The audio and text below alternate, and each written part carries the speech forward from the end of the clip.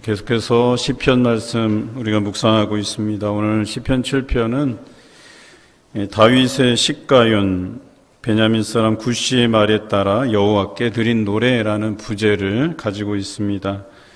여러분들이 성경을 묵상하다가 이 시가연이라는 단어가 생소할 것입니다. 시가연이라는 단어가 구체적으로 명시되어 있지는 않습니다. 그래서 신학자들은 연구를 했는데 두 가지 정도 단어를 찾아냈어요. 하나는 아카드어에서 쉬구라는 단어에서 파생된 뜻으로 탄식 혹은 애가, 그러니까 슬픈 노래 혹은 하나님께 울며 탄식하며 부르는 노래라는 뜻으로 해석하는 견해가 있고요. 또 하나는 히브리어 성경을 헬라어로 번역한 70인역이라는 성경책과 러시아어로 번역된, 그러니까 라틴어로 번역된 불가타 성경에 나오는 길을 잃다라고 하는 뜻의 샤가라는 이 단어에서 파생된 것이 아니겠느냐. 그래서 방황하다, 헤매다 이런 의미로 사용되어졌을 가능성을 이야기합니다. 다윗이 베냐민 사람 구시로부터 어려움을 당했다 혹은 방황할 만한 일을 당했다. 그래서 그것을 마음에 아파하면서 탄식하며 하나님 앞에 부른 노래라는 부제가 달린 것이죠. 시가연이라는 단어도 없지만 또 구시라는 사람의 이름도 성경에 나타나지 않습니다. 굳이 다윗을 힘들게 했던 사람들을 꼽자면 여러분들이 잘 아는 사울이 그랬고요. 그 다음에 압살롬이 그랬고, 압살롬에게 쫓겨갈 때에 다윗을 저주했던 시므이가 그러했죠. 그리고 잘 아는 반역을 꾀했던 세바의 반란, 그 세바가 있었죠. 그런데 구시와 비슷한 이름도 없고요. 구체적으로 알 길은 없지만 분명한 것은 구시로 인해서 다윗이 곤란한 지경에 또 어려운 지경에 빠졌다, 억울한 사정이 있었다라고 하는 것은 분명합니다. 우리 본문 1절과 2절을 우리 화면을 보고 함께 읽겠습니다. 여호와 내 하나님이여, 내가 주께 피하오니 나를 쫓아오는 모든 자들에게서 나를 구원하여 내소서. 건져낼 자가 없으면 그들이 사자같이 나를 찢고 뜯을까 하나이다. 이 시편에서 읽혀지는 건 다윗이 굉장히 다급한 상황에 처해 있다라고 하는 것이죠. 구시라는 사람이 얼마나 그 다윗을 공경에 처하게 했는가가 잘 드러나 보여주고 있죠. 그래서 너무 다급한 나머지 그가 하나님께 피하였다라고 성경은 기록합니다. 그리고 하나님께 자신을 좀 구원해 달라고, 이 상황에서 자신을 좀 구출해 달라고 하나님께 기도하고 있습니다. 또 그 뒷구절에 보면 만약 하나님께서 자신을 도와주시지 않으면, 다윗을 돕지 아니하시면 맹렬하게 그 원수들, 여기서 이제 구시라고 하는데 꼭 개인만을 뜻하는 건 아니고 구시를 비롯해서 여러 세력이라고도 할 수 있겠죠. 그런 대적이 자기를 사자가 이게 뜯고 찢기는 것처럼, 이렇게 사자가 짐승을 잡을 때 찢고 물어뜯고 하잖아요. 그것처럼 다윗의 대적이 다윗을 그렇게 할 것이다 라고 고백하고 있죠. 이 장면을 보면 얼마나 그 대적들이 다윗을 삼키기 위해서, 그를 찢기 위해서 맹렬하게 쫓아오고 있는지를 우리가 알 수 있죠. 그래서 다윗은 이러한 처지에 놓인 자신의 모습을 하나님께 간구하고 있어요. 그리고 자신이 굉장히 억울한 상황에 놓여 있다, 어려운 상황에 놓여 있다라고 하나님께 아뢰고 있습니다. 우리 본문 3절에서 5절까지 또 읽겠습니다.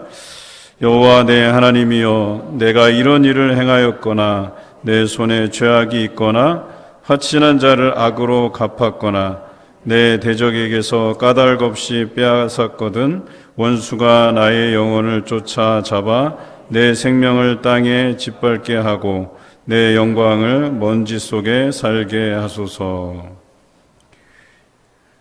다윗이 이렇게 어려움을 당하는 것은 내가 어떤 잘못한 것 때문에 당하는 고난이 아니라 정말 억울한, 나는 전혀 잘못한 것이 없는데 이 상황이 왜 나한테 이렇게 찾아왔는지, 이 부분에 대해서 너무나도 억울한 나머지 자신에 대해서 이렇게 고백을 하고 있어요. 만약 내가 지금과 같이 누군가가 나를 이렇게 쫓는 것처럼 내가 누군가를 이유 없이 쫓았거나 혹은 누군가에게 악을 행했거나 그리고 화친을 맺은 사람에게 악으로 갚았거나 대적에게서 이유 없이 빼앗은 일이 있다면 대적이 나를, 내 생명을 빼앗아서 땅에 나를 짓이기고 짓밟고 또 내 영광이 땅에 떨어져 먼지 속에 들어갈 것이다 라고 이렇게 고백하고 있다는 것이죠. 그러니까 자신이 잘못한 게 있다면 당연히 자신이 원수들에게 그 대가, 보응을 받는 것이 당연하다라고까지 하나님 앞에 고백하고 있어요. 자기는 너무나도 결백하다라고 하는 것입니다. 다윗은 단순히 자신의 억울함을 호소하는 데 그치지 않았습니다. 하나님의 그 진노를 바라여서 나를 치러하는, 또 나를 쫓고 있는 저 대적들을 심판해 주실 것에 대해서 간청하고 있습니다. 본문 6절과 7절 우리 함께 읽겠습니다. 여호와여, 진노로 일어나사 내 대적들의 노를 막으시며 나를 위하여 깨소서. 주께서 심판을 명령하셨나이다. 민족들의 모임이 주를 두르게 하시고 그 위 높은 자리에 돌아오소서. 오늘 이 6절에 보면 중요한 단어가 두 가지 나옵니다. 하나는 일어나소서라는 단어입니다. 히브리어로는 쿠마라는 단어인데요. 이 단어는 보통 전쟁에 나갈 때 쓰는 단어입니다. 이스라엘이 전쟁에 나갈 때면 언약궤를 들고 나가잖아요. 그 언약궤를 메고 나가는 이유가 뭐예요? 하나님께서 이 성전에 나서달라라고 이야기하는 거예요. 하나님께서 일어나셔서 이 성전, 거룩한 전투, 하나님께서 싸우라고 명한 이 성전에 나서달라라고 하는 그런 표현이에요. 그런데 다윗이 얼마나 억울했으면 그런 전투에 나가서 싸우는 용어, 일어나소서 쿠마라는 단어를 사용했겠냐 이거예요. 내가 너무나도 억울한 상황에 처해 있기 때문에 하나님께서 전쟁에만 아니라 지금 나의 상황에 개입해 달라는 거예요. 하나님께서 일어나셔서 나를 대적하는 이들을 전쟁에서 물리치듯이 하나님께서 그들을 대적해 달라고 이렇게 요구하고 있는 것이죠. 또 하나의 단어는 막으시며라는 뜻의 힌나세라는 단어예요. 이 쿠마와 힌나세 아주 중요한 단어인데요. 이 힌나세가 이 해석상으로는 막으시며라고 되어 있잖아요. 그런데 이 단어도 굉장히 공격적인 단어예요. 이것은 무력을 행사하라는 거예요. 그리고 저 사람을 처벌해 달라는 거예요. 형벌을 가해 달라는 이런 단어예요. 힌나세라는 단어가. 그러니까 뭐예요? 다윗이 너무나도 억울한 거예요. 자신은 잘못한 것이 없는데 이 대적들이 나를 힘들게 하고 억울하게 만들었다 이거예요. 그러니까 하나님께서 분연히 일어나셔서 전쟁에 나가서 싸우듯이 이 대적들을 향해서 하나님께서 그들을 어떻게 해달라고요? 물리쳐 달라고요. 싸워 달라고요. 또 그들에게 형벌을 가해 달라고요. 이렇게 기도하고 있는 것이죠. 여러분, 보통은 우리가 어떤 일을 당할 때 자신의 그 상황들을 인내하고 감내하고 심판은 하나님께 그냥 자연스럽게 맡겨드리는 것이 보통이에요. 그런데 오늘 다윗은 그렇게 하지 않았어요. 그 이상의 기도를 드리고 있는 거예요. 얼마나 억울했으면 이 상황들에 대해서 하나님께서 알아서 처결해 주시고 그 잘못한 사람들을, 그 악한 일을 행한 사람들을 하나님께서 선악간에 판단하시고 심판해 주실 것에 대해서 기다리면 될 것인데 그렇게 하지 않고 이 전쟁에서 쓰일 법한 용어 일어나소서, 막으소서라고 하는 단어를 써서 그 대적들을 물리쳐 달라고, 그들을 강력하게 처벌해 달라고 요청을 하고 있는 것이죠. 뿐만 아니라 모든 민족들을 모이게 해서 그곳에서 자신의 억울함을 풀어달라고 기도하고 있습니다. 본문 8절과 9절입니다. 우리 함께 읽겠습니다. 여호와께서 만민에게 심판을 행하시오니 여호와여 나의 의와 나의 성실함을 따라 나를 심판하소서. 악인의 악을 끊고 의인을 세우소서. 의로우신 하나님이 사람의 마음과 양심을 감찰하시나이다. 다윗이 자신을 변호해달라고 하나님께 고백하고 있어요. 자신을 다른 건 몰라도 자신에게 있는 이 두 가지 상황을 놓고 이것을 보더라도 하나님께서 나를 좀 변호해달라고 이야기하는 건데요. 그 첫째는 나의 의를 봐서 나의 의를 따라서 판단해달라고 이야기하는 거예요. 자신은 의롭다 이거예요. 떳떳하다 이거예요. 여러 공동체와의 관계에서도 그렇고 개인과의 관계에서도 그렇고 그가 자신의 그 올바르게 행함을 하나님께서 가늠해 달라고 이야기하는 거예요. 자신은 이 일이 벌어지기까지 그 어떤 것도 하나님 앞에 잘못한 것이 없다. 자신 하나님 앞에 의롭게 행하기 위해서 노력했다라고 하는 것을 이야기하고 있어요. 영어 성경에는 because I am innocent라는 데 이렇게 되어 있죠. 나는 무죄하기 때문에, 죄가 없기 때문에 라고 기록하고 있어요. 그래서 내가 죄가 없기 때문에 나의 의로 인해서 하나님께서 이 상황을 가늠해 보시고 나를 좀 변해달라 이렇게 고백하고 있는 것이죠. 두 번째는 나의 성실함을 따라라고 기록하고 있어요. 여기서 성실하다라고 하는 단어는 순전하다 이런 뜻이에요. 순전하다. 다시 말해서 비난받을 만한 일이 내게 없다 이런 뜻이에요. 누구에게도 내가 비난받을 만한 일을 하지 않았다라고 고백하고 있는 것이죠. 그래서 하나님께 누가 악하고 누가 선한지 누가 의로운지 이것을 선악간에 판단해 달라라고 이야기하고 있는 것이죠. 왜 이런 고백을 했을까요? 바로 하나님께서는 사람의 마음과 양심을 감찰하시기 때문에 그렇다라고 하는 거예요. 우리가 생각하기에 다윗이 그럼 완전한 사람이었냐? 그렇지 않아요. 다윗도 분명히 잘못을 한 사람이에요. 우리가 잘 아는 밧세바 사건을 잘 아시잖아요. 굉장히 비열했어요. 밧세바의 남편이 있는 걸 알고 그 우리아를 아주 극렬한 전투에 맨 선두에 내보내서 죽게 만들어요. 여러분 정말 야비하고 무자비하지 않습니까? 다윗도 그런 죄를 범했던 사람이에요. 뿐만 아니라 밧세바를 범했죠. 그리고 태연하게 그는 예루살렘 성을 거닐고 있었다라고 성경은 기록해요. 하나님께서 얼마나 보기 싫으셨으면 나단 선지자를 보내어서 그 다윗의 죄를 지적해 주지 않았습니까? 사실 다윗은 성경에서 말하는 이 미움의 감정들을 가진 사람은 곧 살인하는 사람이고 또 음욕을 생각하는 이 생각의 음욕을 품은 자가 곧 간음합니다. 이렇게 표현하고 있잖아요. 그런데 우리 일반 사람들은요, 지금 여러분들을 포함해서 일반 사람들은 이런 경우를 따지자면 우리가 다윗보다는 나아요. 여러분 중에 미워한다고 해서 사람을 죽이는 사람이 있어요? 없으시잖아요. 또 내가 이 마음의 음욕을 품는다 해서 지나가는 어여쁜 여성 또 멋진 남성이 있다고 해서 그 사람과 간통죄를 범하거나 이러진 않잖아요. 그런데 다윗은 그렇게 했어요. 미워하는 마음 때문에 우리아를 죽였어요. 심지어는 그 마음에 그 음욕을 인하여서 밧세바를 취하는 그런 우를 범했던 사람이에요. 겉으로는 양 같은데 속으로는 이리 같은 사람이었다라고 이야기하는 겁니다.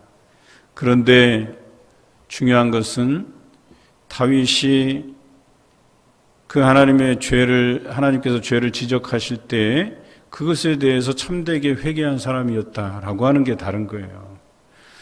그는 그것을 끝까지 잡아떼고 속이지 않았어요.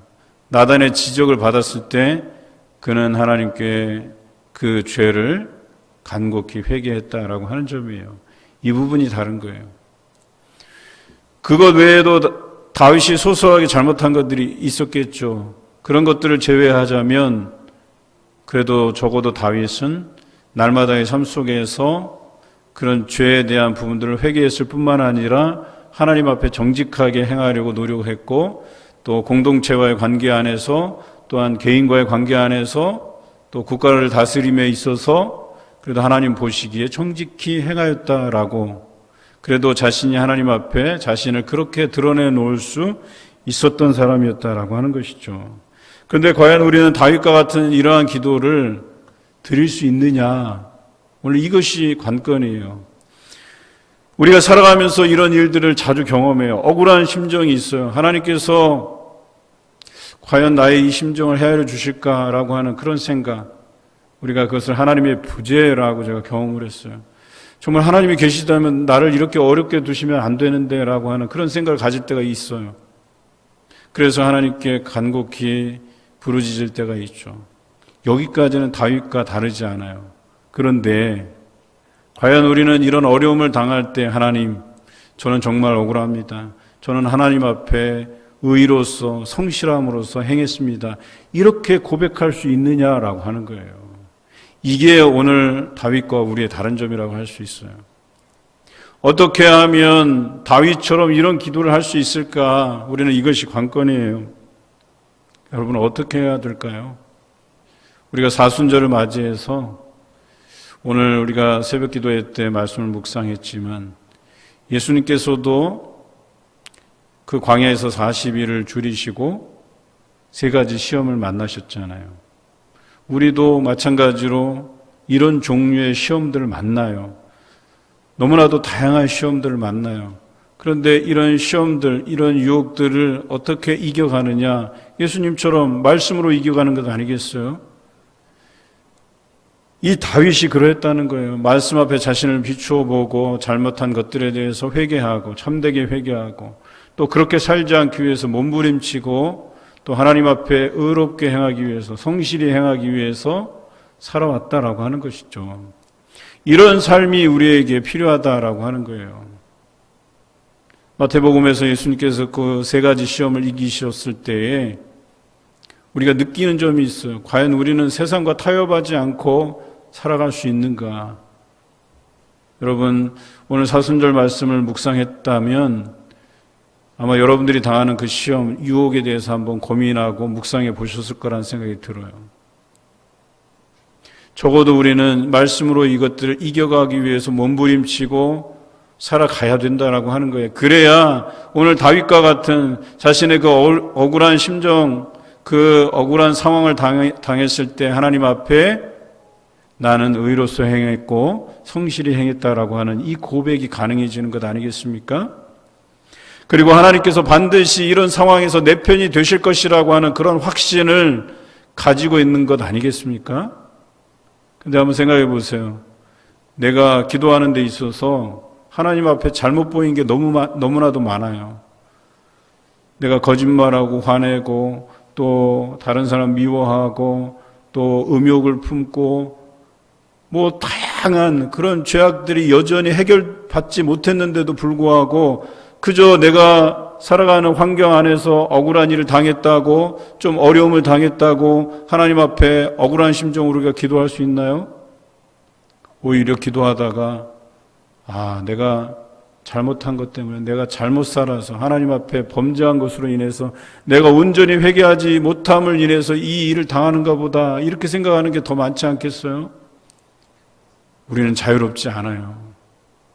그래서 날마다 더 회개의 자리에 나가야 되고, 이 다윗이 자신을 하나님 앞에 자신은 그래도 떳떳하다라고 이야기할 만큼 우리는 생활에 나가야 되지 않겠냐라고 하는 것이죠. 적어도 이런 다윗의 고백이 있은 후에야 우리 10절 이하 하나님께서 정직한 자들을 구원하실 것이다 라고 하는 이 확실한 고백이 따라 나올 수 있는 것 아니겠습니까? 본문 10절을 우리 함께 읽겠습니다. 나의 방패는 마음이 정직한 자를 구원하시는 하나님께 있도다. 지금까지 다윗이 살아오면서 경험한 것이 있다면 하나님께서는 정직한 자를 구원하신다라고 하는 이 진리를 부여잡은 거예요. 그리고 자신이 지금 하나님 앞에 떳떳하기 때문에, 정직하기 때문에 이 어려움 속에서 반드시 하나님께서 내 편이 되어주시고 나를 구원해 주실 것이다 라고 하는 이 확실한 고백을 드리고 있는 거예요. 여러분 멋지지 않습니까? 우리의 인생이 그러해야 돼요. 하나님, 적어도 제가 하나님의 말씀 가운데 살려고 이렇게 애썼는데 지금 이 상황이 나에게는 너무나도 억울한 상황입니다. 하나님, 이런 상황에서 정직한 자의 편에 서시는 그 하나님께서 나를 돌아보아 주시고 나를 가늠하시고 선악간에 판단하셔서 악한 자들을 하나님께서 벌 주시고 정직한 자를 구원해 달라고 하는 이 기도가 나올 수 있는 것 아니겠습니까?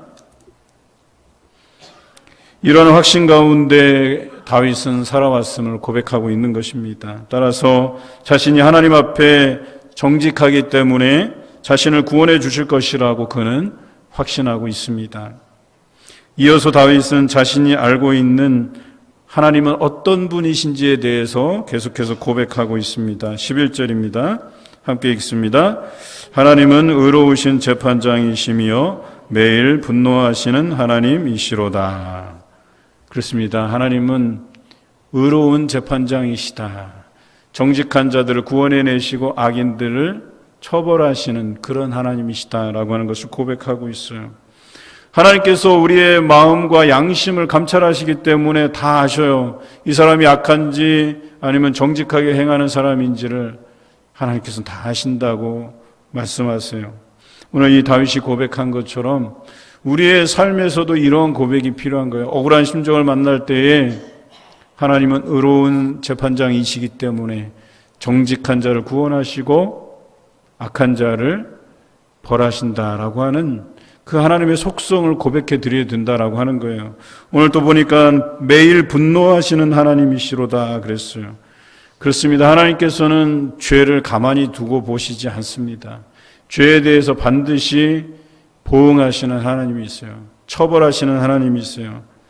분노하시고 저주하시는 하나님이시다라고 하는 것을 우리가 분명히 알아야 된다라고 하는 것이죠. 다윗이 지금까지 경험해온 그 하나님은 죄에 대해서는 관대하지 않으신 분이시라는 것을 분명히 알았어요. 오늘 본문 12절과 13절 한번 읽어보겠습니다. 사람이 회개하지 아니하면 그가 그의 칼을 가시며 그의 활을 이미 당기어 예비하셨도다. 죽일 도구를 또한 예비하시며 그가 만든 화살은 불화살들이로다. 좀 섬찟한 고백이기도 합니다. 만약 죄인됨을 고백하지 아니하면, 죄를 회개하지 아니하면 하나님께서 칼을 갈고 계신다. 그 칼로 우리를 치신다라고 하는 거예요. 또 어떻게 준비하고 계시냐? 활을 이렇게 겨냥해서 쏘시려고, 언제라도 죄를 지은 사람, 회개치 아니하는 사람, 이런 죄인들을 심판하시기 위해서 하나님께서 활을 당기시고 계신다라고 하는 거예요. 칼을 갈아요. 활을 당겨요. 하나님은 그런 분이세요. 매일 분노하시는 분이세요. 죄에 대해서 절대 관용을 베푸시지 않아요. 그런데 단서는 있어요. 회개하면. 회개치 아니하는 자들에게는 하나님께서 칼을 가시고 활을 당겨서, 그리고 그 활은 바로 불화살이라고 이야기하죠. 그 큰 심판을 겨누고 있는 거예요. 그 심판의 대상을 향해서 겨누고 있는 거예요. 돌이키지 아니하면, 회개하지 아니하면 칼로 치시고 활을 쏘아 우리를 불사르겠다고 경고하고 있는 말씀이죠. 그런 하나님을 다윗은 알았어요. 그간 하나님께서 자신과 동행해 주시면서 자신의 그 대적들을, 적어도 내가 정직히 하나님 앞에 행했을 때에 나를 대적하는 이들을 하나님께서는 그렇게 심판하셨다라고 하는 거예요. 칼로 치시고 활을 겨누어서 불화살을 쏘아서 불살라 버린 그런 일들을 우리는 성경에서 심심치 않게 발견하게 돼요. 하나님을 대적하는 사람들은 이런 심판을 받게 돼 있다라고 하는 거예요. 여러분, 하나님의 노가 가라앉기 위해서 그 시기를 조율하고 유행을 바라는 건 옳지 않아요. 결코 하나님은 오래 기다리시지 않으세요. 죄에 대해서는 오래 기다리지 않으세요. 오히려 회개하면, 그 회개하면서 살아가는 사람들을 오래 하나님께서 인내하시고 지켜보시고 기다려 주시는 분이시지, 결코 죄악 가운데 머물러 있는 사람을 하나님께서 오래 참으시는 것이 아니다라고 하는 것입니다. 오늘 다윗은 이러한 고백 가운데 자신들을 대적하는 무리를 하나님께서 결국에는 심판하실 것이다, 그를 벌하실 것이다, 이렇게 고백하고 있습니다. 본문 14절에서 16절 우리 같이 읽겠습니다. 악인이 죄악을 낳으며 재앙을 베어 거짓을 낳았도다. 그가 웅덩이를 파 만들며 제가 만든 함정에 빠졌도다. 그가 재앙은 자기 머리로 돌아가고 그의 포악은 자기 정수리에 내리리로다. 결국 악한 이들은 자신들이 그 죄로 인해서 그 재앙을 받고 멸망할 것이고, 뿐만 아니라 자신들이 누군가를 해롭게 하기 위해서 웅덩이를 팠을 때 그 웅덩이에 자신들이 빠질 것이고, 또 그 재앙이 자기 머리로 돌아갈 것이며 그의 포악은 자기 정수리로 돌아갈 것이다 라고 고백하고 있어요. 이것이 악한 이들의 결말이에요. 다윗은 이것을 알았어요. 하나님께서 그들을 그렇게 벌하실 것이라고 그는 노래하고 있다라고 하는 사실이죠. 우리가 살아가면서 이런 억울한 일을 당할 때에 정직히 행하시는 그 하나님의 심판을 우린 기다려야 돼요. 하나님은 반드시 정직히 행하는 자를 대적하는 그 악한 이들을 그대로 내버려 두시지 않는다라고 하는 사실을 우리가 반드시 기억해야 될 것입니다. 여러분, 저는 여러분들이 누군가를 딛고 일어서려고 거짓말하고 포악한 행위로, 악한 행실로, 또 불법적으로 누군가를 압제하고 억누르는 것, 그것이 순간적으로는 달콤할 수 있을지 모르겠어요. 쾌감을 느끼실 수 있을지 몰라도 결국에 이런 사람은 하나님께서 가만두시지 않는다, 그들을 벌하신다라고 하는 거예요. 차라리 이 세상에서는 억울하게 살아가는 것이 더 나을 수 있어요. 내가 하나님 앞에서는 정직하게 살고, 혹이라도 내가 하나님 앞에 그 성실함으로 의를 위해서 살아갈 때 받는 핍박이라면, 억울한 일이라면 여러분 당하시는 것이 더 좋아요. 그리고 그 억울함에 대해서 하나님께 호소하세요. 하나님, 내가 하나님 앞에 정직히 행한 것을 하나님 아시지 않습니까?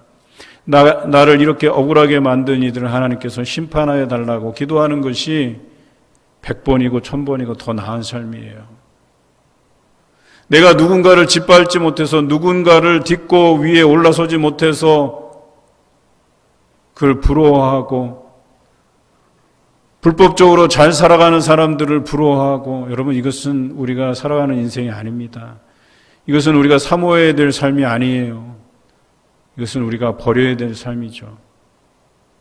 오히려 조금 억울함을 당해도, 내가 누군가의 밑에서 조금 힘들게 살아가더라도, 내가 경제적으로 좀 이렇게 여유가 있지 않아서 많은 사람들에게 좀 싫은 소리도 듣고 미안한 소리 해가면서 살더라도, 적어도 하나님 앞에서는 의롭게 정직하게 성실하게 행하는 것이 100번이고 1000번이고 낫다라고 하는 거예요.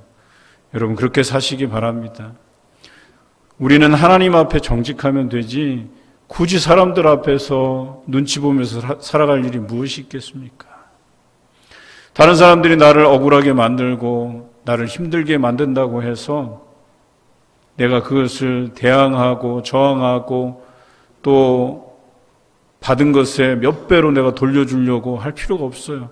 그것은 이미 하나님께서 심판하시려고 그 사람을 위해 칼을 갈고 계시고 활 시위를 당겨서 겨누고 계신 분이시지 않습니까? 그 사람들은 반드시 심판을 받게 되어 있는 거예요. 그냥 하나님의 그 심판하심을 맡겨두고 우리는 그저 다윗의 심정처럼 결과적으로 악한 이들을 하나님께서 심판하실 것이고 하나님 앞에 정직히 행하는 자를 구원하실 것을 믿고 그 억울함을 하나님 앞에 토로하는 것이 중요하다라고 하는 것이죠. 이제 다윗에게 남은 것은 하나님께서 의를 따라 판결해 주심에 감사하는 일과 지존하신 하나님께 찬양하는 일만 남은 것이죠. 그래서 마지막 고백이 이렇습니다. 본문 17절 함께 읽겠습니다. 내가 여호와께 그의 의를 따라 감사하며 지존하신 여호와의 이름을 찬양하리로다. 시편 7편은 다윗의 개인적인 호소가 담긴 시처럼 보이지만 이 다윗의 시편은 자신에게만 해당되는 논리가 아니에요.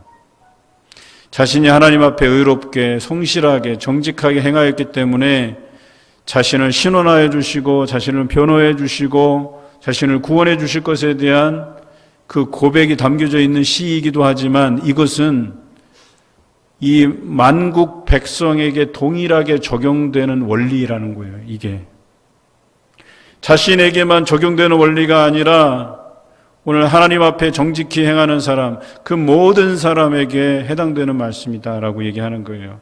그리고 악한 일을 행하는 사람들도 그 모든 사람에게 하나님의 심판이, 하나님의 처벌이 적용되는 말씀이다라고 하는 거예요. 그래서 이 다윗 후대의 유대인들은요, 이 다윗의 시편을 많이 묵상했어요. 특히나 기록에 보면 이 시편은 부림절 축제에 많이 불렀다라고 나와요. 여러분, 부림절이 어떤 날입니까? 페르시아 시대의 아하수에로 왕, 그때의 왕비가 여럿 있었는데 그 중에 한 명이 에스더였잖아요. 모르드게의 사촌이었죠. 유대인이었단 말이에요. 그런데 페르시아인들 중에 하만이라는 사람이 유대인들을 죽이려고 해요. 특히 모르드게가 눈에 가시였죠. 그래서 음모를 꾸며요. 이 사람들을 죽일 음모를 꾸며요. 그런데 모르드게가 눈치채고 에스더에게 이것을 이야기하고 에스더를 통해서 왕에게 나아가서 고백하게 이 음모를 밝히라고 이야기하죠. 그리고 왕은 그것을 듣고 나서 이 하만을 죽이게 하죠. 그리고 하만과 더불어서 유대인들을 해하려고 했던 모든 사람들을 이 모르드게에게 모든 전권을 주어서 그 사람들을 다 치게끔 하시죠. 오늘 다윗이 고백한 이 시편과 흡사하게 닮아 있어요. 유대인들은 아무것도 안 했는데 이 하만의 계략으로 인해서 죽을 위기에 처해 있었던 것이죠. 그들이 간절히 하나님께 구하고 기도했어요. 그리고 모르드게는 마지막 이 에스더에게 희망을 걸고 왕에게 가서 그 음모를 밝히라고 하죠. 그리고 하나님께서는 이 에스더를 통해서 그 하만의 계략이 드러나게 하셔서 그 나쁜 일을 행했던 하만과 그 일당들을 도리어 하나님께서 처벌하시고 유대인들을 구원해내신 그 사건이 바로 부림절이에요. 부림이 제비 뽑다 이건 아니에요. 하만이 이렇게 제비 뽑아서 어떤 날 유대인들을 죽이겠다고 한 날을 제비 뽑은 게 바로 이 부림이란 뜻이에요. 그래서 그날을 기념하면서 부림절을 지키는 거예요. 여러분, 그러니까 이 사람들이 생각하기에 이 날 억울하게 그 목숨을 잃을 뻔했는데 하나님께서 그 억울함을 들어주시고 해결해 주시고 오히려 그 억울하게 만든 당사자들을 처벌하신 사건, 이 다윗의 시편을 묵상해 가면서 노래하면서 이 부림절을 지냈다라고 하는 것이죠. 여러분, 혹시 여러분 삶에서 이 억울함을 당하는 경우가 있습니까?